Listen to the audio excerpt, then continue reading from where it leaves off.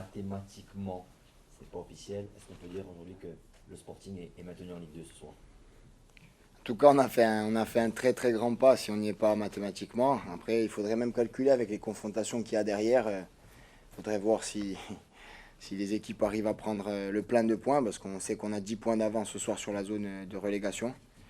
C'est une énorme satisfaction d'avoir encore une fois répondu présent au bon moment. Et au final, je ne dirais pas qu'on est maintenu, mais on est en bon chemin. Vous êtes allé le chercher avec le cœur, encore une fois, ce succès face à une équipe de Concarneau qui certes n'était pas la meilleure équipe qu'Olivier Froyane, mais qui vous a quand même posé quelques petits problèmes. Oui, bien sûr. Après, je pense que sur l'ensemble du match, on mérite quand même la victoire.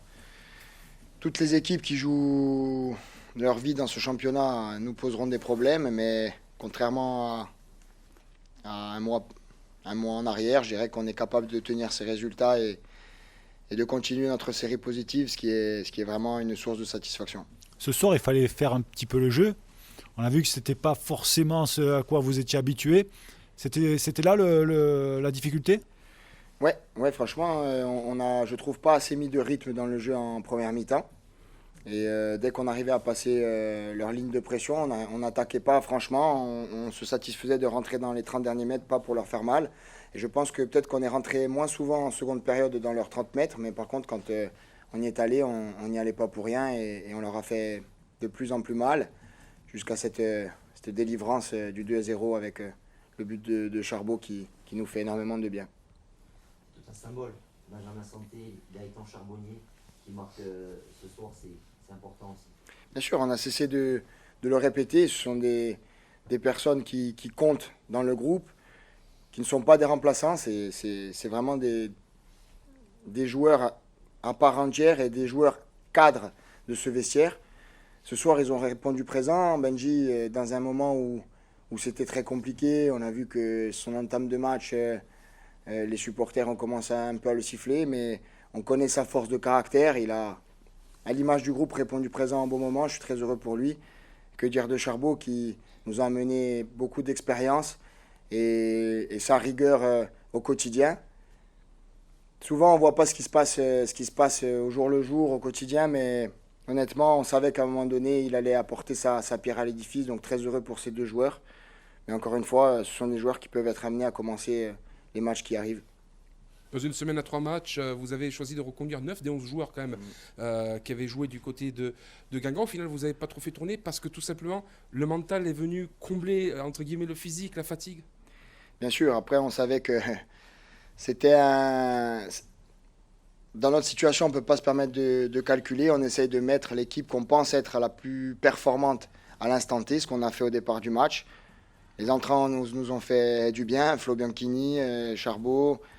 Et voilà, c'est sûr que Mahamé, tous ceux qui sont entrés, Ronca, c'est des gens qui sont, comme je l'ai dit avant, des gens qui sont primordiaux dans ce groupe.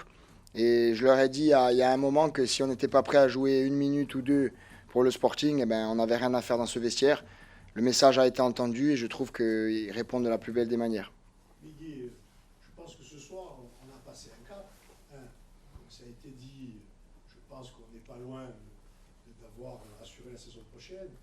Le cap, pour pouvoir jouer les prochaines rencontres d'une manière un peu plus relâchée, peut-être que le groupe va montrer peut-être encore plus ses capacités, parce qu'on a vu quand même encore ce soir, il y avait beaucoup de pression sur les uns et sur les autres.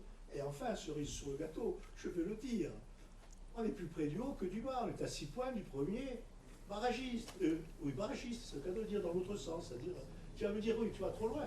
Il faut être ambitieux. Et ton contrat principal, il est rempli avec tes partenaires et tes joueurs. Maintenant, l'euphorie peut aller jusqu'au bout. 6 points. Et on reçoit les gens d'en haut. Oui. Mais du coup, là, c'est toi qui fais la réponse. Tu ne m'as pas posé de question. Tu vois. Pour l'euphorie, je ne fais pas la question. Non. C'est pour dire que le foot... Non, ça va très vite. Non, mais ça va très vite. On se souvient de l'après-match contre Dunkerque qui avait été compliqué avec beaucoup de questions. On se posait une équipe qui était venue nous imposer son jeu et qui méritait presque, il faut le dire, de l'emporter sur notre pelouse. Ce soir, malgré tout, malgré les difficultés qu'on a eues à poser le jeu par moment, on ne peut pas dire que la victoire soit imméritée au vu des occasions qu'il y a eu et du peu d'occasions qu'a eu Concarneau. Maintenant, c'est une source de satisfaction parce qu'on enchaîne 3 victoires d'affilée. C'est quelque chose qui a été fait pour la première fois cette saison. Ce qui est bien, c'est que, comme tu l'as dit, on va jouer avec moins de pression sur les épaules.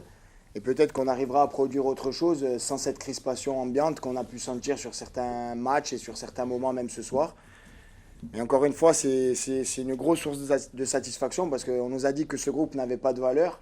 Et au final, on voit qu'on gagne principalement les matchs sur les valeurs. Ce que je voulais faire ressortir particulièrement, c'était surtout ça que je voulais dire. Il y a quelque temps, il y avait tout à jeter. Et maintenant, on est près du haut, plus que du bas. C'est ça que je voulais dire surtout. J'ai bien compris. Merci. Miguel, pour rester sur le concret, sur le bilan, justement, depuis que vous êtes arrivé, vous avez eu mal à la tête sur les matchs de Saint-Etienne, de Dunkerque, bien évidemment. Mais au final, le bilan, depuis que vous êtes arrivé, c'est 23 points en 12 matchs. Le Sporting dans le top 4 ou 5 de Ligue 2. Franchement, est-ce que ce bilan, vous en rêviez même 23 points en 12 matchs. Ce bilan, on en rêvait pour le club. Pas pour les joueurs, pour moi. J'en rêvais pour le club parce que le Sporting mérite, je suis bien placé pour le savoir, je suis revenu à 1-3 en 2018, après une saison très compliquée, déjà passé à 1-3. On l'a remis là où il doit être et j'espère que dans les années à venir, il sera même plus haut. Mais en tout cas au niveau professionnel, donc bien sûr c'est source de satisfaction parce qu'on sait qu'avec ce nombre de points engrangés, on a beaucoup de chances de repartir en Ligue 2 l'an prochain.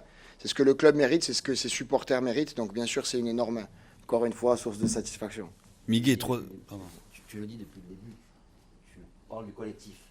Tu es arrivé, j'ai une mission, c'est le maintien.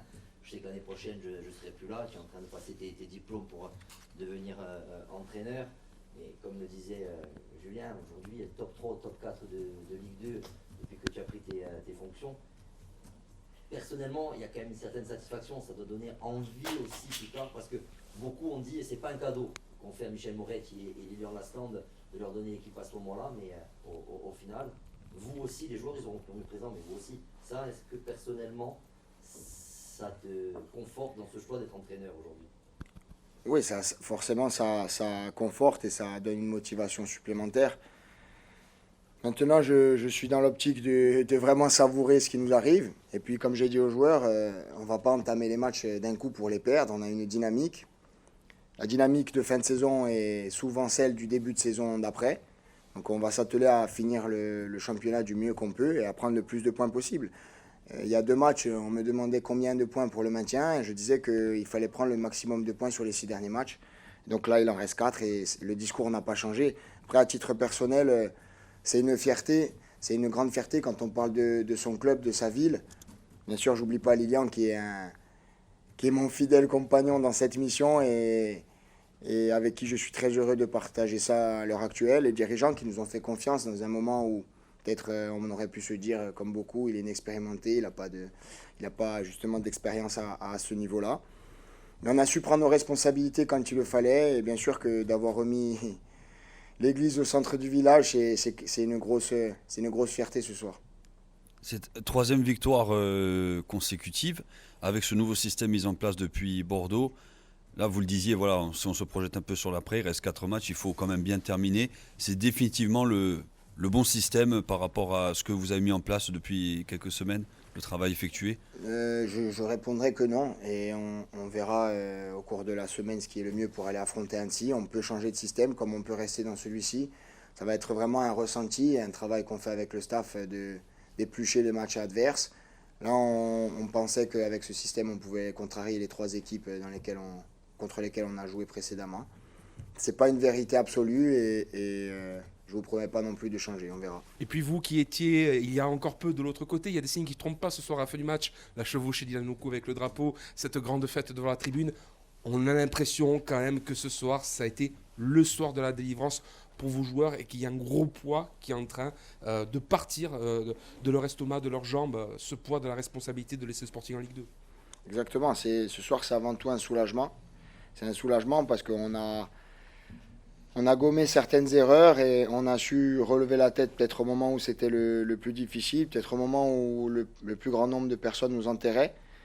Et encore une fois, c'est là où je trouve de la joie ce soir, c'est que ces joueurs qu'on a tant critiqués et tant tancés pour leur manque de valeur, répondre présent ce soir et sur les derniers matchs. C'est une série de 5 matchs maintenant. Donc, très très fier d'eux et très content pour eux, très content pour le club. Et après, ce soir, on va savourer. On aura le temps de regarder le classement, de regarder vers le haut, vers le bas. Ça, c'est pas à l'ordre de la soirée.